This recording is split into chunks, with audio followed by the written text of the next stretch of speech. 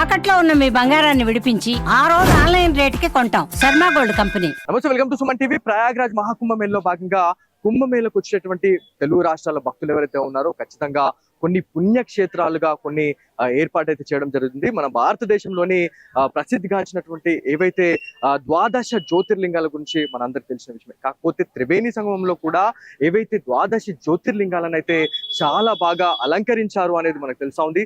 So లోపలికి వెళ్తే మనకి ప్రతిదీ కూడా అంటే ద్వాదశ జ్యోతిర్లింగాలని ఒకే దగ్గర కూడా మనం దర్శించుకునే ఏర్పాటు అయితే చేస్తున్నారు. ఇక్కడ ఒక్కొక్క శివలింగానికి అయితే ఒక్కొక్క ప్రత్యేకత అయితే ఉంది అని చెప్పేసి మనకు తెలుసా ఉంది. సో ఏదైతే రుద్రాక్షల గురించి మనం మాట్లాడుకోవాలా, శివలింగాలను అలంకరించడం వేరు, ఆ శివలింగాన్ని ఏదైతే రుద్రాక్షలతోనైతే అలంకరించడం చాలా గొప్పతనంగా మనం చెప్పుకోవాలి. ఎందుకంటే ఈ జ్యోతిర్లింగాల్లో ఏవైతే దీంట్లో వాడినటువంటి రుద్రాక్షలు ఏవైతే ఉన్నాయో దాదాపు 7.5 కోట్ల రుద్రాక్షలతోనైతే ఈ ద్వాదశ జ్యోతిర్లింగాలను అయితే ఏర్పాటు చేశారు అని చెప్పేసి తెలుస్తా ఉంది. ఇక్కడికి చాలా వరకు కూడా ఏదైతే మనకి వివిధ రాష్ట్రాల నుంచి వచ్చినటువంటి భక్తులు ఈ త్రివేణి సంగమంలో కొన్ని ముఖ్య పుణ్యక్షేత్రాలుగా ఏర్పాటు చేసిన ఏవైతే కొన్ని అఖాడాలు ఏవైతే ఉన్నాయో వారి అఖాడాల్లో ఇట్లాంటి ఏవైతే శివలింగాల్ని కావచ్చు, వాళ్ళు ఆరాధించే దైవత మూర్తులకు సంబంధించినటువంటి విగ్రహాలను అయితే ఏర్పాటు చేసి భక్తులు దర్శించుకునే విధంగా అయితే ఏర్పాటు చేశారని తెలుస్తా ఉంది. సో చూడొచ్చు, మొత్తానికి మనకి ఇక్కడ కొన్ని బోర్డ్స్ కూడా పెట్టడం జరిగింది. శివ గౌరీ అని చెప్పేసి, దాంతో పాటు సత్యం శివం సుందరం. సో ఇట్లాంటి బోర్డ్స్ అయితే పెట్టారు. శివనామ స్మరణతోనైతే ఈ త్రివేణి సంగమం మారిమోగిపోతుందని చెప్పుకోవాలి. దీంతో పాటు రుద్రాక్షల గురించి మనం మాట్లాడుకోవాలండి. సో రుద్రాక్షలకి మన సనాతన ధర్మంలో, హైందవ ధర్మంలో హిందువులు అతి పవిత్రంగా ఈ రుద్రాక్ష గురించి అయితే మనం మాట్లాడుకుంటా ఉంటాము. రుద్రాక్షని ఆ బోలా శంకరుని అవతారంగా మనం చూస్తూ ఉంటాం. సో ఏదైతే మనం ఈ రుద్రాక్ష గురించి మనం మాట్లాడుకుంటే శివుని అక్షాల నుంచి జాలు వారినటువంటి బిందువులు ఏవైతే ఉన్నాయో భూమి మీదకి వచ్చి పడిన తర్వాత అవి విత్తనాలుగా అంటే మనకి వృక్షాలుగా మారిన తర్వాత ఆ వృక్షాలకైనటువంటి కాయలు ఏవైతే ఉన్నాయో ఇవే ఈ రుద్రాక్షలు అని చెప్తా ఉన్నారు. ఈ రుద్రాక్షలకైతే చాలా మహిమ ఉంది. ఈ రుద్రాక్షలు ధరించాలంటే కూడా కొన్ని నిబంధనలు ఉన్నాయని చెప్పేసి మనకు తెలుస్తుంటది. సో అతి పవిత్రంగా భావిస్తూ ఉంటాము. రుద్రాక్షని శివుని స్వరూపంగా మనం చూస్తూ ఉంటాం. సో దీంతో పాటు ఇక్కడ ఎవరైతే మౌని మహారాజ్ గారి ఆధ్వర్యంలో అయితే ఇదంతా కూడా ఏర్పాటు చేశారు అని చెప్పి తెలుస్తా ఉంది.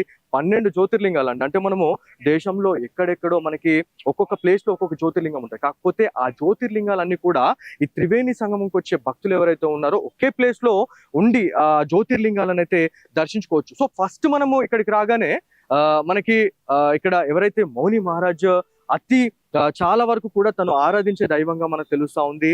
దుర్గా మాతనైతే వాళ్ళు ఇక్కడ ఒక దేవతా మూర్తిని అయితే ఏర్పాటు చేసి ఇక్కడ అమ్మవారికి సంబంధించినటువంటి పూజాది కార్యక్రమాలు చేస్తూ ఉంటారు. దీంతో పాటు మనకి ఇక్కడ దాదాపుగా కూడా చాలా మంచి అలంకరణ చేశారండి. చూడండి, బోలా శంకరునికి చాలా ప్రీతికరమైనటువంటి ఏవైతే మనకి అతని ఆయుధమైనటువంటి త్రిశూలం కావచ్చు, దాంతో పాటు ప్రతిదీ కూడా రుద్రాక్షలతో చేశారు. 7.5 కోట్ల రుద్రాక్షలు ఎక్కడి నుంచి తెచ్చారు, అసలు ఎట్లా చేశారు అనేది చాలా అసలు అంతు చిక్కని ప్రశ్న అని చెప్పుకోవాలా. మళ్ళీ ఈ ఏవైతే రుద్రాక్షల గురించి మనం మాట్లాడుకుంటే రుద్రాక్షలు దాదాపుగా మనకి భారతదేశం, దాంతో పాటు ఇండోనేషియా అండ్ మనకి నేపాల్, ఈ దేశంలో మాత్రం చాలా ఎక్కువగా మనకి దొరుకుతాయని చెప్పి తెలుస్తా ఉంది. దీంతో పాటు ఇక్కడ మనకి ఎవరైతే దర్శించుకోవడానికి వస్తున్నటువంటి భక్తులు ఎవరైతే ఉన్నారో ఖచ్చితంగా స్వామివారిని దర్శించుకున్న తర్వాత ఇక్కడ మౌని మహారాజ్ గారు ఉన్నారు.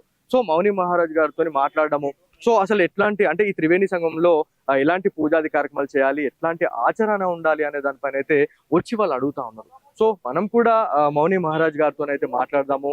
ఏంటి ఈ విశిష్టత ఏంటి, అంటే 12 జ్యోతిర్లింగాలు ఇక్కడ పెట్టడానికి గల కారణం ఏంటి, అసలు కనివిని ఎరగని రీతిలో అసలు ఇప్పటి వరకు జరిగినటువంటి కుంభమేళలు ఏవైతే ఉన్నాయో, పూర్ణ కుంభమేళలు కావచ్చు, అర్ధ కుంభమేళల్లో ఎప్పుడు కూడా ఇంత ఘనంగా ఇంత పెద్ద స్థాయిలో ఈ రుద్రాక్షలతోనైతే ఈ శివలింగాల్ని ఏర్పాటు చేయాలి. కాకపోతే ఇది ఫస్ట్ టైం అని చెప్తా ఉన్నారు. సో అసలు ఎట్లా థాట్ వచ్చింది, అసలు లోక కళ్యాణార్థం అసలు ఏం చేయాలనుకుంటున్నారు అనే దానిపైన మౌని మహారాజ్ గారితో మనం మాట్లాడే ప్రయత్నం చేద్దాం. మహారాజ్, आप बोलिए, आप किधर से आए हो, आप किधर रहते हैं? परम सेवाश्रम बाबू सकरा गौरीगंज जनपद में थी, अवध उत्तर प्रदेश। 12 ज्योतिर्लिंग इधर एक ही साथ आप बनाए, कैसे लग रहे हैं? भगवान महाकाल की कृपा से बन गई। पूरे संसार के लोगों ने मिलकर बनाया है। 10 दरगाहों की भिक्षा यात्रा करके मैं प्रयागराज पहुंचा हूँ। यहाँ सभी लोगों ने रुद्राक्ष मणियां समर्पित की है। उसी रुद्राक्ष मणियों से भगवान महाकाल के 12 ज्योतिर्लिंगों का निर्माण हुआ है। दुनिया की रक्षा करने के लिए, सुख शांति के लिए, भारत को हिंदू राष्ट्र बनाने, आतंकवाद विनाश, बेटियों की सुरक्षा, गंगा जल प्रवाह, भारत की अर्थव्यवस्था और देश के गौरवशाली इतिहास को बचाने के। ये द्वादश ज्योतिर्लिंग ये अलंकार किए आप, कितने रुद्राक्ष हुए ये इसके बारे में? प्रत्येक शिवलिंगों में 55 लाख रुद्राक्ष लगाए गए हैं। 7,51,00,000 रुद्राक्ष की मणियां अब तक तो भूतनाथ के श्रृंगार में लग चुकी हैं और अभी श्रृंगार चल रहा है। अभी कुछ संख्या और बढ़ेगी। गुरु जी आप बोलिए, इतने सारे रुद्राक्ष किधर से लेके आए ये पूरे? भगवान पशुपतिनाथ से भिक्षा मांग के ले आया हूं नेपाल से। भगवान पशुपतिनाथ जी ने कृपा किया है, तो पशुपतिनाथ जी से लेके आया। अब कितने आदमी आ रहे हैं, भक्त कितने कितने लोग आ रहे हैं इधर दर्शन करने के लिए डेली? अभी ये तो भक्त लोग जाने, मैं भक्तों से मिलता हूँ, कौन कितने लोग आ रहे हैं ये तो मैंने कभी देखा नहीं। लेकिन देर रात, पूरी दिन पूरी रात अगर कपाट बंद ना हो तो रात भर लाइन लगी रहती मिलने वालों की। सब बाबा को प्रेम करने वाले लोग, भूतनाथ को मानने वाले लोग, भक्त हैं भगवान के। किधर किधर से आ रहे हैं शिवलिंग दर्शन के लिए? पूरी दुनिया से लोग आ रहे हैं, देश से आ रहे हैं, विदेश से आ रहे हैं।